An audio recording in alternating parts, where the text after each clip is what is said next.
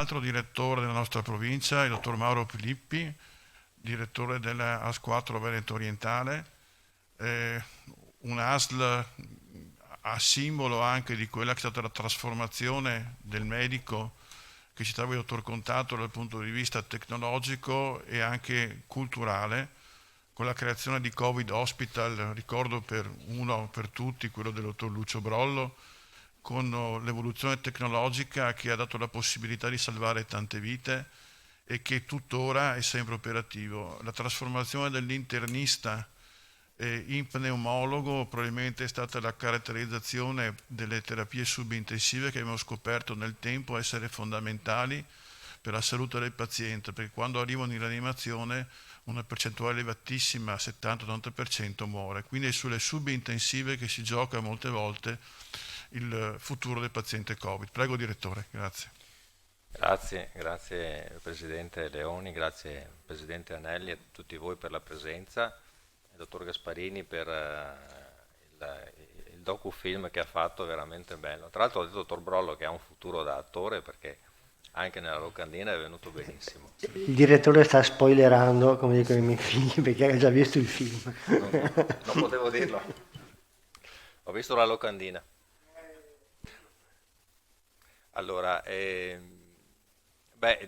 anche per non ripetere, perché quello detto da chi mi ha preceduto, dal collega Edgardo, è sicuramente quello che è stato e quello che tutti voi avete visto, del resto, insomma, tutti voi avete provato l'esperienza del Covid in questi 2 anni. Ehm, Però io, guardando anche il titolo di questo incontro, no? Il cambiamento, ho provato a fare un po' mente locale su quello che dal mio punto di vista è stato il cambiamento più significativo che abbiamo notato in questi 2 anni, nei nostri comportamenti, anche nelle capacità di agire e di reagire, individuando dei punti di forza, ma sicuramente anche dei punti di forte criticità, che soprattutto in questa fase vediamo. Partiamo dai punti di forza, ma porterò via veramente poco tempo. Credo che uno dei punti di forza sia stata la capacità che il sistema ha dimostrato di poter passare da un processo decisionale spesso farraginoso, lungo, infinito, a un processo decisionale molto rapido, sia a livello regionale con l'istituzione da subito della cabina di regia, del comitato, diciamo, per l'emergenza, sia a ogni singola azienda che sia organizzata in 2 giorni col comitato, col CESP, con i CESP, quindi i comitati per l'emergenza di sanità pubblica, e poi via via con i vari gruppi di lavoro all'interno delle aziende, chi si occupava di ospedali e quindi di riorganizzare l'attività ospedaliera, chi si occupava delle case di riposo. Vi ricordo un grande piano di sanità pubblica voluto all'epoca dal dottor Mantovan sulla possibilità che le aziende hanno avuto di entrare in queste strutture, scoprendo tutta una serie di elementi di forte criticità. Del resto sono strutture nate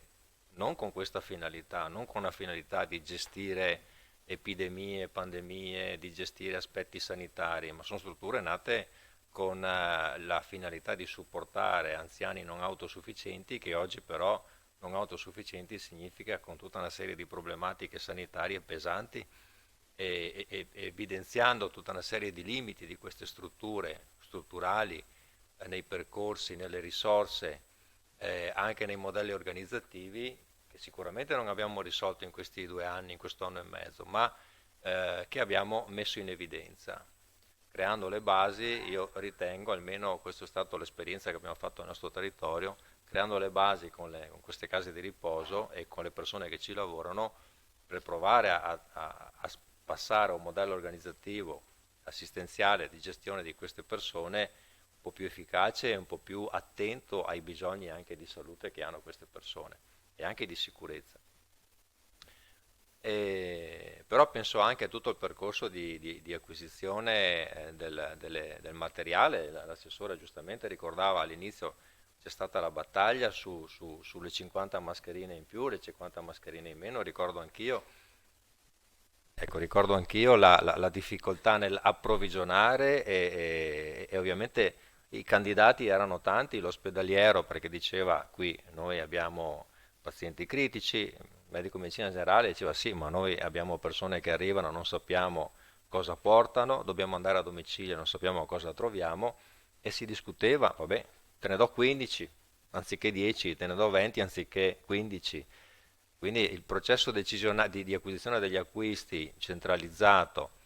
in una fase iniziale da parte di Azienda Zero e poi con la struttura commissariale che ha evitato anche le gare tradizionali facendo gare centralizzate, sicuramente ha dimostrato che quando si vuole e vi è necessità di portare a casa materiale, attrezzatura, investimenti, si può fare anche in maniera più veloce rispetto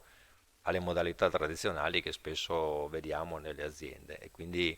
certamente non è sempre pandemia, è anche normalità per fortuna, però anche nella normalità proviamo anche ad andare un po' più veloci come abbiamo fatto in epoca di pandemia, forse non guasta il sistema questo approccio. Poi lo hai ricordato tu Giovanni, il modello organizzativo, cioè riuscire con le persone, perché le direzioni sì, davano le linee strategiche, ma poi erano le persone quelle sul campo, riuscire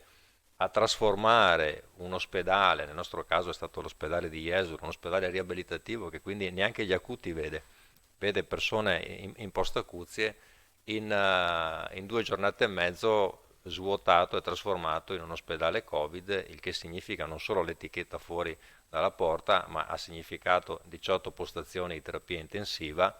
man mano che le macchine arrivavano o quelle che avevamo a magazzino venivano allestite, e 90 posti tra malattie infettive, pneumologia.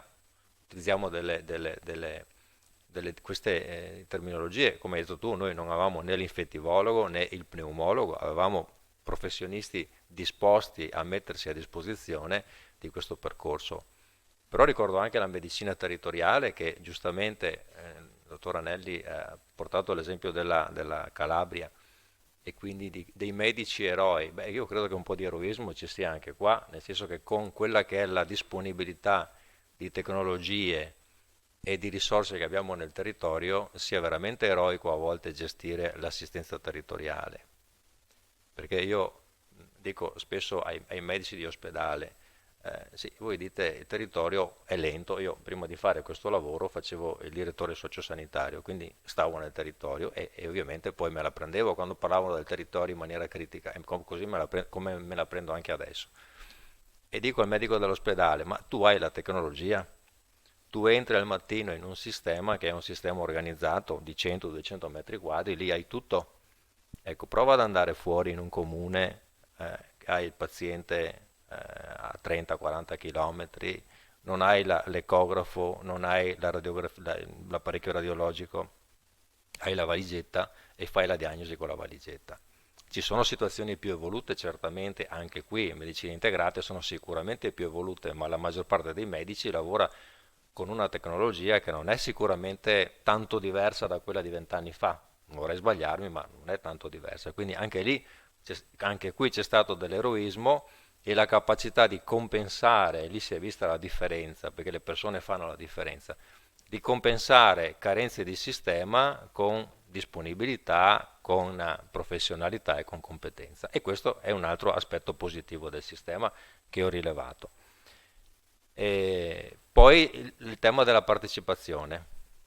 La partecipazione è stata globale, veramente universale, direi. I comuni hanno messo a disposizione risorse umane, spazi fisici per farci i punto tamponi piuttosto che l'area vaccinale, hanno messo a disposizione volontari e impiegati per consegnare i pasti alle persone che non potevano uscire, hanno messo a disposizione pulmini per andare a prendere gli anziani e portarli al centro diurno quando i familiari non potevano spostarli. Cioè, poi ovviamente tutta la disponibilità del mondo del volontariato, della protezione civile, però penso anche ai tanti imprenditori che soprattutto in fase iniziale hanno donato alle aziende, dal cibo al monouso per chi produceva monouso, ai dispositivi, al ventilatore, e quindi c'era veramente una catena di solidarietà impressionante che abbiamo probabilmente mai considerato in maniera vera quando non avevamo una situazione di questo tipo, però emersa diciamo in tutta la sua dimensione importante in questa fase. Però come ho premesso, io ho visto anche in questo percorso di cambiamento alcuni elementi di forte criticità. Quello che mi ha stupito di più in assoluto e che oggi è assolutamente attuale è l'idea che avevo io e che ho tuttora, che la comunità scientifica dei professionisti, quando sceglie e quando prende delle decisioni per curare le persone, lo fa con evidenza, lo fa con certezza, lo fa con convinzione. Quindi l'idea che ti puoi mettere nelle mani di questi professionisti sapendo che faranno il meglio per te, io nei panni di semplice cittadino ce l'ho sempre avuta. Quello che mi ha stupito è la capacità di molti di mettere in discussione questa autorevolezza quasi sempre sulla base non di informazioni scientifiche, anzi quasi mai ma sulla base di un sentito, di un pensiero di pancia o solamente per il gusto di essere dall'altra parte in contrapposizione. Questo ritengo sia un elemento di forte criticità. Non perché la medicina, i professionisti stanno perdendo di autorevolezza, assolutamente, ma perché c'è qualcuno che la mette in discussione in assenza di qualsiasi ragione logica, di qualsiasi elemento obiettivo. E questo io credo sia preoccupante. Sarà internet, saranno i media, sarà solamente la voglia di mettersi contro qualcosa, di trovare degli elementi di riferimento, delle convinzioni personali, non lo so, però sicuramente la discussione che oggi si sta generando verso i professionisti, verso quelli che magari un anno fa erano gli eroi, oggi sono quelli che vogliono decidere per gli altri, ecco, questo preoccupa, almeno personalmente preoccupa, perché è un atteggiamento della società, di una società evoluta come la nostra, che secondo me non ha alcun fondamento scientifico, anzi non secondo me, non ha fondamento scientifico, però pone in discussione quelle che sono le decisioni delle persone che invece su base scientifica stabiliscono ciò che è meglio e ciò che non va bene per la comunità. E poi chiaramente altri due, li ha richiamati il collega della 3, due elementi di criticità, ma che conosciamo. La programmazione, in tutta evidenza oggi abbiamo capito che la carenza di professionisti legata a una programmazione assolutamente sbagliata degli ultimi decenni, oggi la stiamo pagando. Oggi avremo bisogno di professionisti e non ne abbiamo né nel territorio, tantomeno negli ospedali, anestesisti, neuroradiologi, ecco, quella è un filone che tocco con più difficoltà perché non ne abbiamo, ma vedo, abbiamo il direttore del nostro dipartimento, sa bene che lavora con metà del personale in organico, personale dipendente, dopo è chiaro che trovi altri professionisti che stanno fuori. E lì c'è l'altro aspetto debole, è il sistema contrattualistico che è vecchio, è superato e non è assolutamente interessante per chi vuole entrare nel pubblico. 20 anni fa entrare nel pubblico era il miraggio per tutti. Ai concorsi c'erano decine e decine di candidati, anche ai concorsi per apicale c'erano tanti candidati. Oggi facciamo concorsi per apicali, cioè veramente devi cercarli. Ti va bene se si presentano in due e puoi scegliere. Non ci sono più professionisti nel pubblico, però ci sono nel privato, perché ha logiche contrattualistiche e economiche decisamente più vantaggiose. Allora non possiamo essere concorrenziali con il sistema pubblico, che è il sistema che sempre abbiamo difeso e che sempre dovremmo difendere con una contrattualistica che è vecchia di 10, 15, 20 anni. Questo è un altro elemento di criticità, è emerso adesso, perché è emerso adesso, ma non è di adesso, ma è emerso adesso perché in questo particolare momento storico, quando avevamo bisogno veramente di avere più persone, non le abbiamo trovate, o perché non c'erano, o perché facevano altre scelte professionali, probabilmente anche sotto pressione, stanche,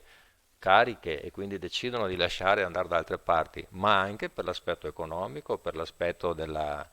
conciliazione tra ritmi di vita e ritmi di lavoro, e quindi questi sono elementi sui quali ovviamente dobbiamo cominciare a ragionare seriamente per la tenuta del sistema pubblico. A parte questi aspetti di criticità, di debolezza che comunque sono veramente rilevanti, ecco, io credo che, come è già stato detto, la differenza l'abbiano fatta le persone.